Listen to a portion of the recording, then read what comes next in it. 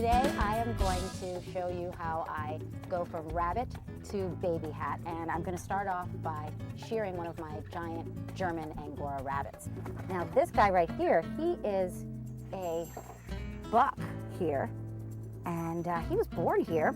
He's about 10 months old, and I have sheared him before, but he is a little bit nervous right now and a little bit skittish, so I'm going to spend a little time petting him, and I'm also going to start brushing him a little bit too. I'm just going to take some time here right now to just get rid of all the mats that I can, and this is basically clipping all of the matted hair that really isn't going to be usable at all, and I'm just going to start there.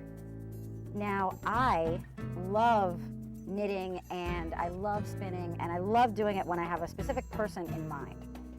So today I am going to take all of the Angora from my buck here, and I'm going to spin it into some yarn that I'm going to make into a small baby hat. And it's going to be for Paolo, who is my neighbor, my new neighbor. He's 6 months old yesterday. And since winter is coming near, I'm going to make him a hat that's going to keep him super extra warm this winter. Okay, so I'm just brushing my buck Angora out right now, and I'm going to pick a place to start shearing him. Now the Angora wool, it's actually 7 times warmer than sheep's wool, so it's a super ultra warm fiber, and actually a lot of mountain climbers use it that are going to climb in extreme conditions. They have thermal underwear that's made out of Angora, so it's really super warm. It does really well when you blend it with different types of fibers, so a little bit of Angora actually does go a long way. The scissors that I'm using here, these are Fisker's scissors. They're the best kind of scissors actually to use for this process. They're fabric shears. These are the kinds that you want to use, and you also want to make sure that when you get these scissors that you get a sharpener with it. You've got the Fisker's sharpener. So you want to make sure that your scissors are as sharp as they can be. So you definitely, when you get the scissors, you got to get that too. This is absolutely usable. And check this out. Check out how awesome this is. I can just take it from here.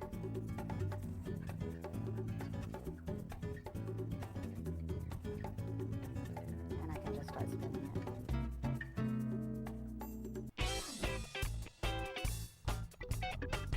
it. And then I'm doing that U shape.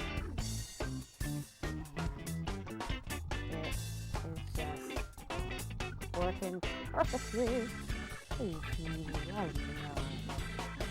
I'm making you go off fast, right? There we go. Okay, so I am pretty much done with this rabbit, and I just have a little bit more that I'm going to do. I'm just going to clean him up a little bit and cut his toenails and just make him look a little bit prettier. But after I do that, I'm going to show you how to take the Angora wool. So I've got my basket of Angora here, and I'm just going to grab a clump of it. I don't want to take too much. I'm going to be hand carding the Angora, and these are the Ashford hand carders.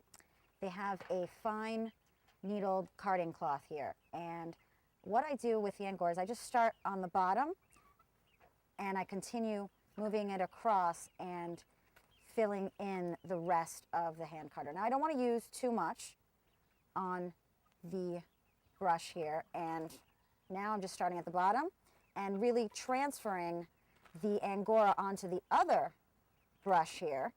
And the goal in carding and hand carding is to really line up the fibers together in a row and make them all parallel to each other. So that right there, that's the first pass. Now I want to keep doing it again. I like doing it at least 3 times. So when I've got a good quality fiber to start with, I can get away with just carding it and transferring it from brush to brush 3 times. So this is my second time. And as I'm going through, I'm looking and I'm being aware, okay, are there any vegetable matter such as hay, or is there any kind of dirt or flecks of whatever that I don't want in the yarn? So that was the second pass. Now I'm going to do the third pass, and I'm basically just starting at the bottom and transferring one brush to the other. And now see, that's left pretty much small fibers. You want the fiber to be at least 3 inches in length, and that'll just make the yarn that much easier to spin and more uniform and just that much better. Okay, so that was the third time. All right, I'm going to do it one more time and just get it really nice and smooth on the brush. Okay. What I'm going to do to take it off this brush to make a little rolag is I'm going to lay it down facing up, and I'm going to take the bottom fiber here that's not on the handle side and roll the fiber off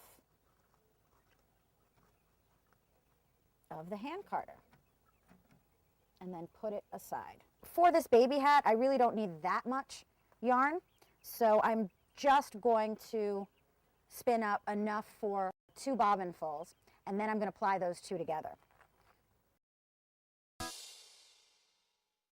So spinning is my absolute favorite part of the whole process. I have my bobbin on here and I have my leader, and I am going to thread it through. I have this threader here. It came with the wheel. In order to spin the yarn, I am going to spin it clockwise. So I'm going to start off with this leader, spinning it clockwise.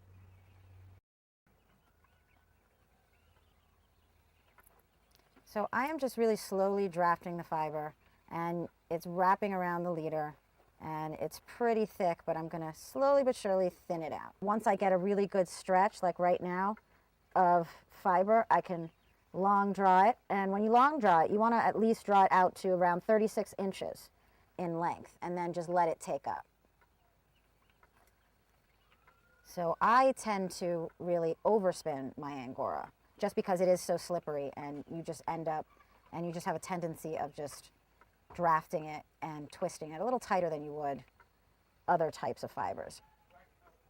When you're spinning Angora and when you're spinning any type of fiber, I have to really remind myself that I'm going to be plying it together.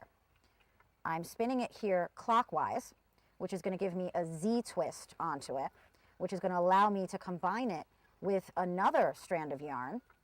And when I ply it together, I'm going to be plying it counterclockwise in an S twist. I want to show you this. I have a second cut here, and that ended up staying in the rolag, so I caught it in time, so now I can just flick it off and then just start it back up again.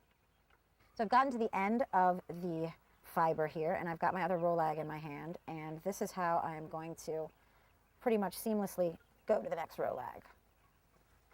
And you know, the fiber really wants to grab onto it, and you can see how I'm drafting it. I have a very thin V area where there's fiber, and the more I have in that V, the thicker the fiber is going to be, and the less I have, the thinner. Now, I want to make it thin. I don't want it to be as thin as sewing thread. Got my bobbins here on the Lazy Kate, and I'm going to take the 2 ends, and I am going to pretty much attach them to the leader of a fresh bobbin here, and I'm just making a knot. Nothing complicated or special, and I'm going to hold these 2 in my hands like that, and now I'm going to spin the spinning wheel counterclockwise to ply both of them together.